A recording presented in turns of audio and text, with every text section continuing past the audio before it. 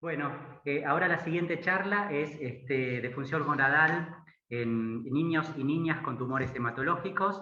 Va a estar a cargo de la doctora Romina Grisbom. La doctora Romina Grisbom es médica pediatra, es endocrinóloga infantil, es investigadora del Consejo Nacional de Investigaciones, CONICET, y del Centro de Investigaciones Endocrinológicas, doctor César Regadá, del CEDIE, del Hospital de Niños Ricardo Gutiérrez, de la Ciudad de Buenos Aires, de Argentina. Bueno, muchas gracias, Romina. Muchas gracias por la invitación. No te preocupes, Romina, mi charla es cortita, así que compensamos en el tiempo. Igual fue un placer escucharte, así que no te hagas problema. Voy a hablar de la función gonadal en niños y adolescentes con enfermedades oncohematológicas. Una gran introducción, ya la vimos recién con lo que presentó Romina. La marcada disminución de la mortalidad que tiene el paciente oncológico en las últimas décadas. Y esta disminución de la mortalidad y el aumento de sobrevida se vio especialmente en los tumores hematológicos, como pueden ver a la derecha en lo que pasó con la leucemia linfoblástica aguda. La disminución, la mortalidad y el aumento en la sobrevida trajo, por supuesto, preocupaciones con respecto a las secuelas a largo plazo. Está descrito que aproximadamente el 40 al 50% de los pacientes desarrollarán al menos una endocrinopatía en el transcurso de la vida. Estas endocrinopatías pueden ser en el eje tiroideo, adrenal, somatotrófico y gonadal, que son las que a nosotros nos están preocupando. En la figura de la derecha pueden ver, como comentó Romina, la disminución de la fertilidad. En este caso está comparada los sobrevivientes de cáncer con sus hermanos. Todos sabemos que el testículo está compuesto por dos compartimentos, el compartimento intersticial, donde están las células de Leydig, y el compartimiento tubular, o los túbulos seminíferos, donde están las células germinales, que en el futuro producirán espermatozoides, y las células de Sertoli, que producen tanto hormona antimulleriana e inhibina B. ¿Por qué hago hincapié en cómo está compuesto el testículo? Porque la mayoría de las descripciones que tenemos disponibles con respecto al riesgo gonadotóxico de los agentes quimioterápicos, lo que hacen es enfocar en el riesgo sobre la célula germinal, ¿sí? Cuando leemos sobre cuál es la dosis gonadotóxica de los agentes quimioterápicos, hablan específicamente del daño que producen la célula germinal. Sabemos que ese daño depende de la droga y también depende de otras cosas, de la dosis, de cómo se administra, de la edad del paciente, de la susceptibilidad individual, pero no sabemos realmente cómo afecta la quimioterapia a los otros tipos celulares del testículo. Como les dije recién, no solamente tenemos la célula germinal, tenemos la célula de Sertoli, tenemos las células de Leydig, e incluso tenemos otras células que pueden dañarse y afectar la fertilidad futura, como las células peritubulares, la vasculatura, la membrana basal, etc.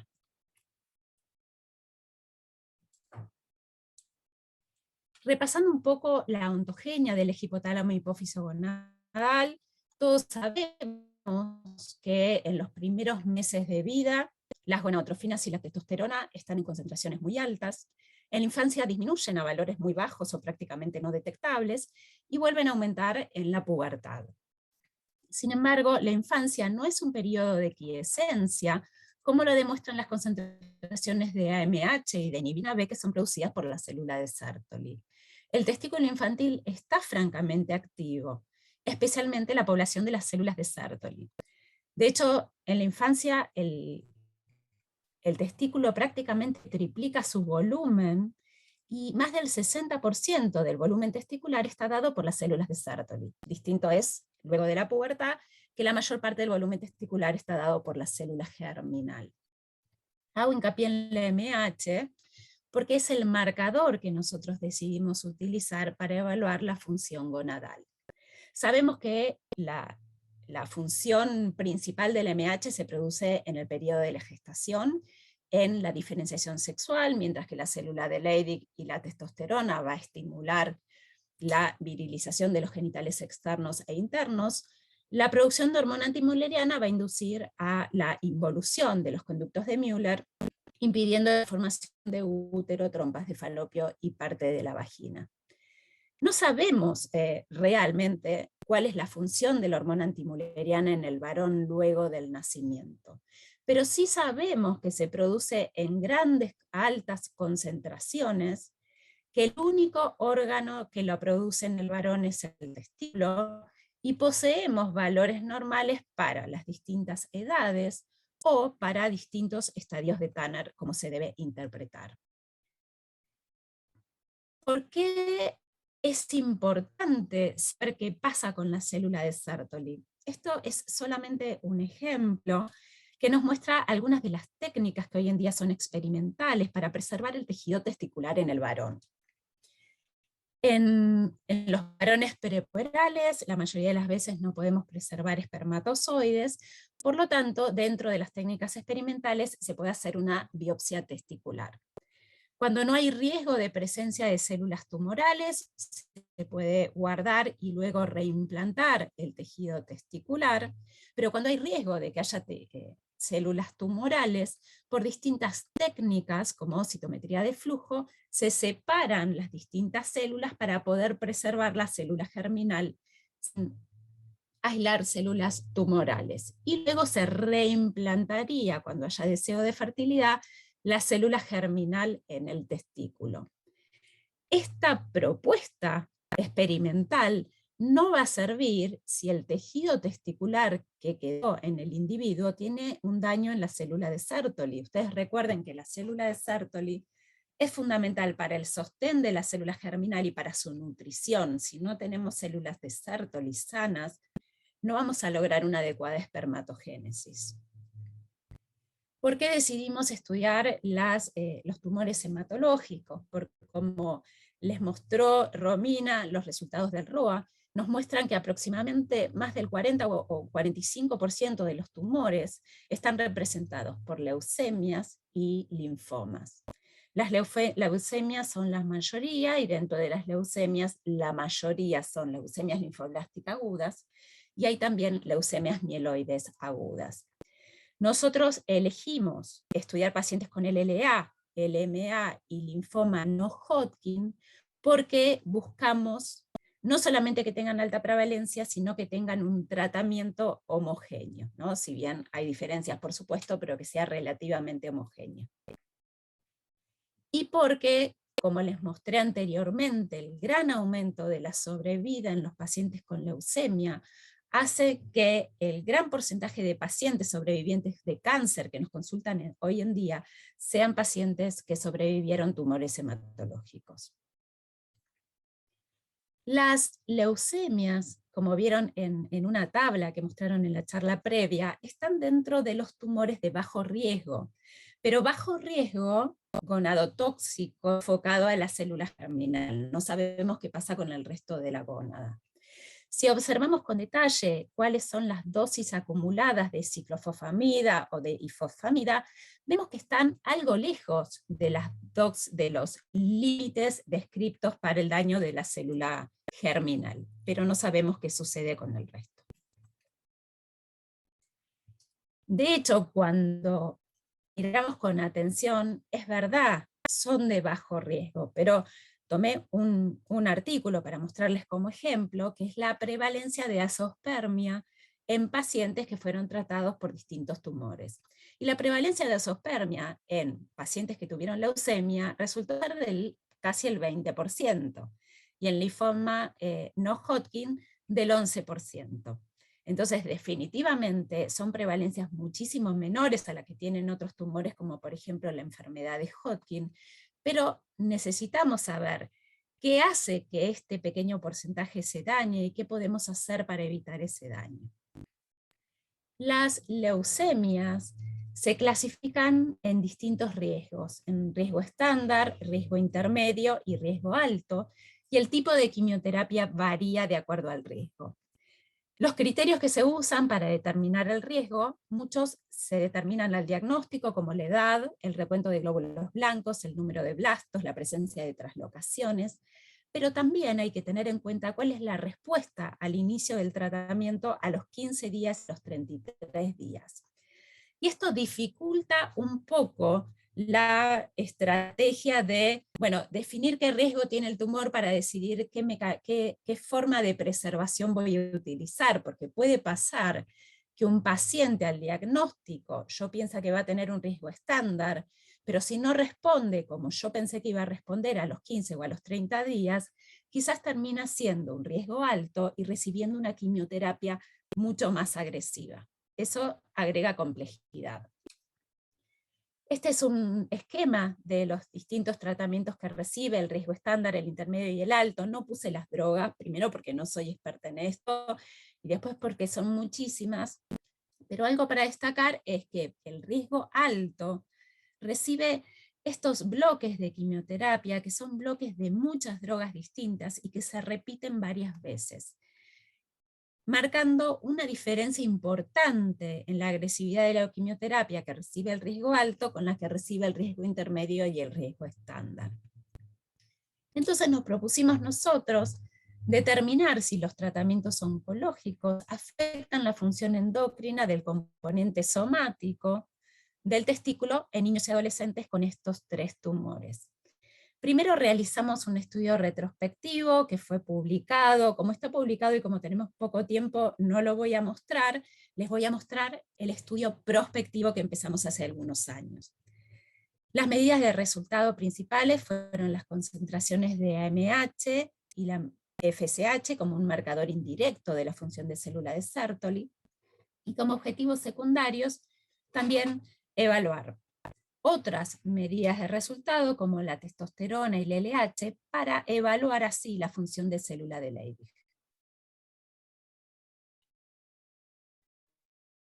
Hicimos un estudio de corte prospectivo en chicos con LLA y linfoma no-Hodgkin. Acá no están incluidas las LMA porque en los resultados preliminares que yo les voy a mostrar, ninguna LMA cumplió o llegó a los 30 meses post fin de tratamiento, que era lo que nos propusimos.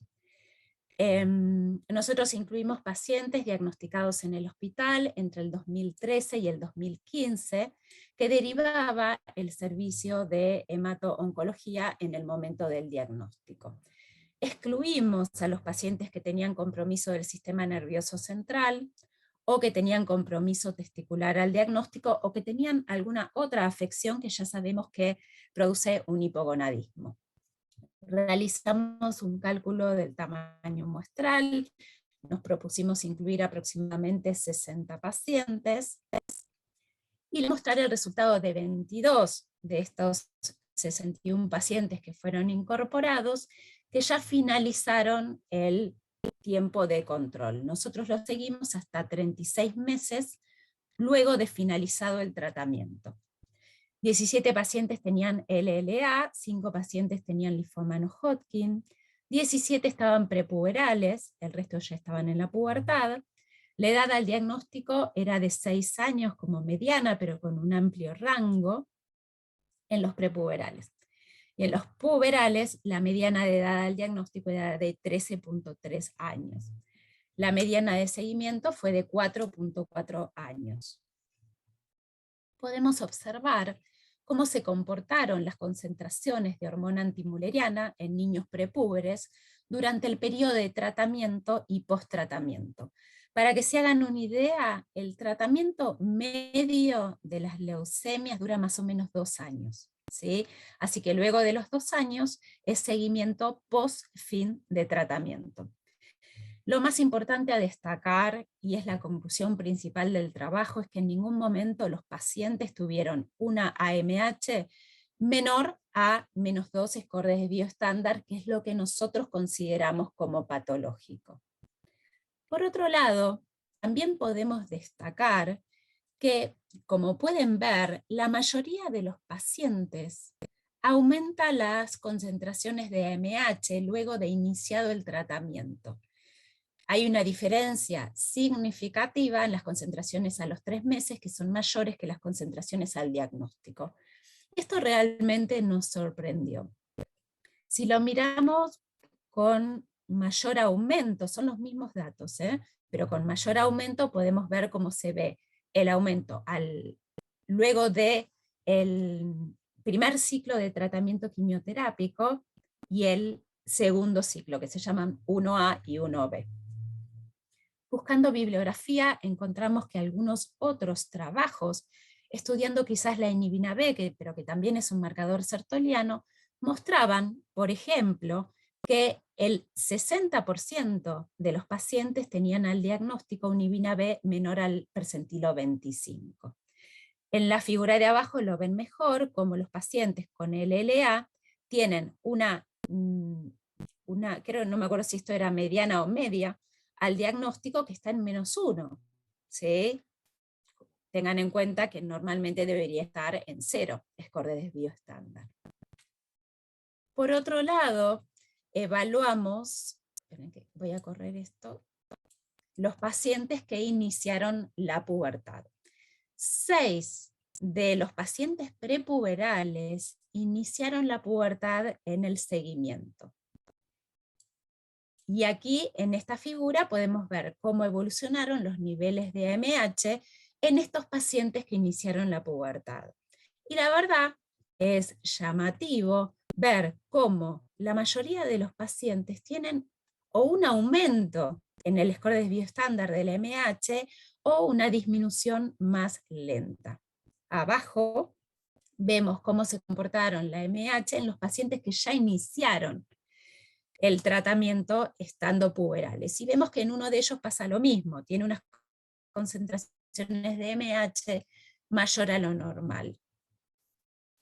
Para recordarles por qué nos llama esto la atención, recordemos, altas durante toda la infancia y en la pubertad disminuyen en respuesta a la concentración inhibitoria de los andrógenos. La testosterona aumenta e inhibe las concentraciones de AMH.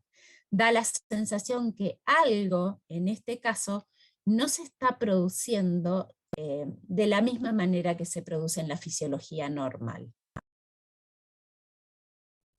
Por otro lado, cabe destacar que también hubo 4 de 11 niños, esto ya le dije, no se los voy a decir de nuevo. Y también evaluamos cómo se comportaban las gonadotrofinas y la testosterona.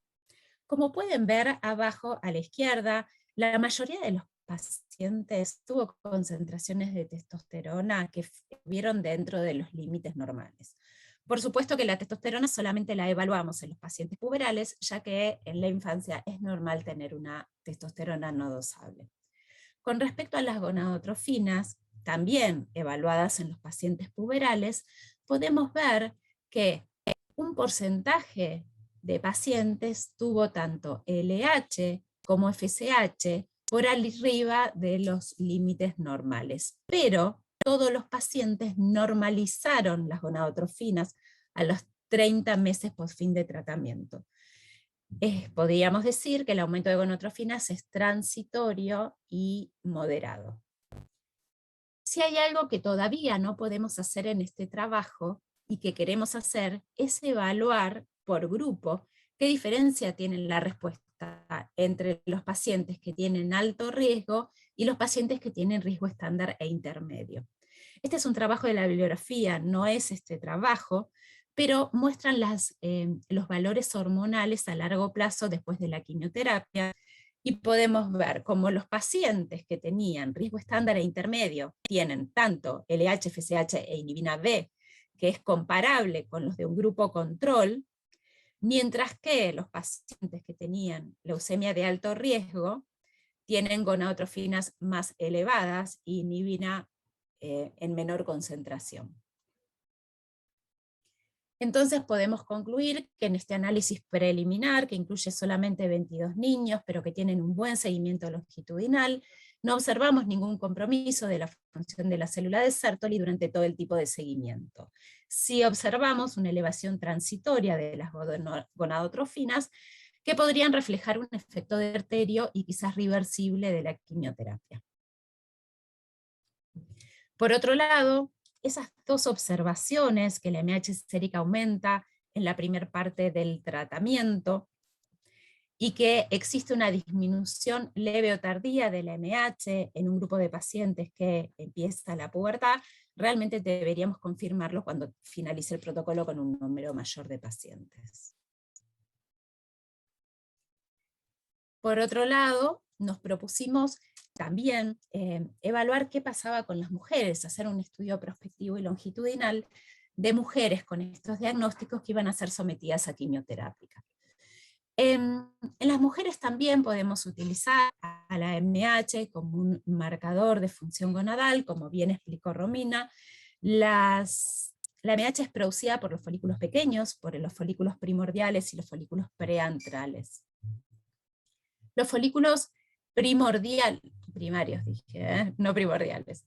Los folículos primordiales no producen AMH, pero se toma la producción de AMH como un marcador indirecto de la cantidad de folículos primordiales.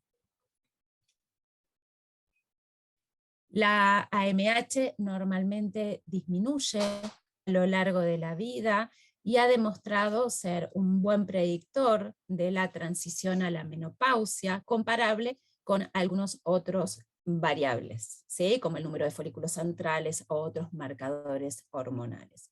Entonces decidimos nosotros también utilizar a la AMH como un marcador indirecto de la función folicular. Realizamos también un estudio prospectivo en el cual luego de la inclusión de las pacientes realizamos dosajes hormonales cada 3 meses durante el tratamiento y hasta 3 años luego de finalizado el tratamiento. Los resultados fueron evaluados según la edad en la prepubertad y según el estadio de Tanner en la pubertad. La medida de resultado principal fue la concentración de AMH y como medida secundaria la concentración de FSH. Incluimos a todas las niñas diagnosticadas en este periodo de tiempo menor a 18 años, y los criterios de exclusión fueron justamente aquellas situaciones que podían producir un hipogonadismo antes del tratamiento, que hayan recibido radioterapia, que tengan alguna enfermedad gonadal o que hayan sido sometidas a cirugía. Entonces, también les voy a mostrar los resultados de 23 pacientes que han llegado y completado el seguimiento a largo plazo. La edad son 23 pacientes con una edad mediana al diagnóstico de 7.3 años, un seguimiento de 4.7 años y un seguimiento luego de finalizado el tratamiento de casi 3 años. 8 pacientes estaban puberales al diagnóstico y 15 aún estaban prepuberales. La mayoría de las pacientes, reflejando la prevalencia en la población, son leucemia linfoblásticas, una menor proporción son linfoma no-Hodgkin. Y dentro de las leucemias linfoblásticas, la mayor parte de las pacientes tiene riesgo estándar o intermedio, y una menor proporción tiene riesgo alto. Recuerdan que las pacientes con riesgo alto muchas veces reciben radioterapia craneal, sin embargo la dosis que se usa para radioterapia craneal es baja, no es la dosis que está descrita que puede producir, por ejemplo, un hipogonadismo central. Las niñas prepuberales recibieron todas análogos de GnRH por un periodo aproximado de 8 meses. Todas las pacientes recuperaron ciclos menstruales aproximadamente 5 meses después de finalizado el tratamiento. 8 de las 15 pacientes que recibieron el tratamiento en la prepubertad iniciaron la pubertad durante el tratamiento, y todas las pacientes interrogadas al momento tuvieron ciclos menstruales. No podemos sacar conclusiones de estas pacientes. 2 pacientes tuvieron un embarazo y una tuvo un nacido vivo. Podemos observar en la figura de abajo cómo se comportan las concentraciones de hormona antimülleriana a lo largo del tratamiento, y es importante destacar cómo la AMH disminuye en 20 de 23 pacientes durante el primer año del tratamiento, a concentraciones realmente muy bajas. 4 de las pacientes tenían la MH baja ya desde el inicio, ¿sí? El resto disminuyeron durante el tratamiento. 15 de las 20 pacientes que tuvieron en algún momento de la evolución una disminución de hormona antimülleriana recuperaron valores normales de AMH al finalizar el tratamiento. O sea que la disminución de AMH fue en forma transitoria.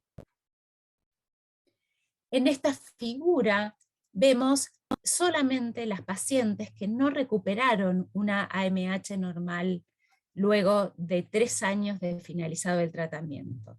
Si bien son solamente 5 pacientes, es interesante ver qué tienen en común estas pacientes. Vemos que 4 de las 5 iniciaron el tratamiento con un MH en percentilos inferiores, por lo menos en percentilos menores a el percentilo 25. Por otro lado, también podemos destacar que la mayoría de estas pacientes eran LLA de alto riesgo o linfomas no Hodgkin. Esto quiere decir que la dosis equivalente de ciclofosfamida que recibieron estas pacientes era mayor a la que recibieron el resto de las pacientes que recuperaron concentraciones normales de AMH. Ya finalizando, vemos que son muy pocas, son 5 las pacientes que tuvieron un aumento leve intransitorio de FSH durante el tratamiento. Podemos concluir en esta segunda parte que evalúa a las mujeres que estas niñas con leucemia linfoblástica aguda o linfoma no Hodgkin sufren de una disfunción ovárica transitoria durante el tratamiento quimioterápico, pero que recuperaron en la mayoría de los casos. Y que la mayoría de las pacientes que tuvieron concentraciones persistentemente bajas de AMH habían recibido un tratamiento quimioterápico más agresivo. Es importante lo que les mostré antes, ¿sí? Que los folículos primordiales no producen MH, entonces que estamos utilizando al MH producida por los folículos pequeños como un marcador indirecto de la reserva ovárica, pero que no es realmente la reserva ovárica.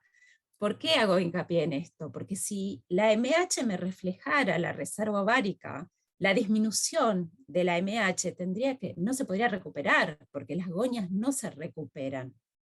Entonces, ¿qué puede pasar? Puede pasar que esta disminución transitoria en la producción de MH no refleje el daño de los ovocitos, sino que refleje el daño de las células foliculares. ¿Sí? Las células foliculares son las que producen hormona antimülleriana, asumiendo que si el ovocito no está dañado, las células foliculares podrían recuperarse y revertir esa disminución transitoria en la producción de MH. Esto explicaría, ¿sí? Uno podría hipotetizar que aquellas pacientes que no recuperan a largo plazo AMH, valores de AMH, podrían sí tener un daño en la reserva folicular y en el ovocito, y aquellas que sí logran recuperar los niveles normales de MH, quizás lo que tienen es un daño transitorio en la función de las células foliculares del ovocito, pero esto es realmente una hipótesis para explicar los resultados que son parciales. Bueno, quiero agradecerles, para finalizar, agradecerles a quienes me han invitado, que no es la primera vez y les estoy agradecidos, y volver, yo estudié en la Universidad Maimónides, así que volver a la universidad también me da placer. Agradezco a mi equipo de trabajo, a Jimena López Gascal, que es quien ahora tiene al hombro este proyecto en pacientes oncológicos, al Hospital Casa Cuna, que colaboró con nosotros para hacer los estudios retrospectivos de pacientes oncológicos, y a la unidad de hematología del Hospital Ricardo Gutiérrez, que sin el trabajo cooperativo permanente no hubiéramos podido tener estos resultados. Así que muchas gracias, dejo de compartir.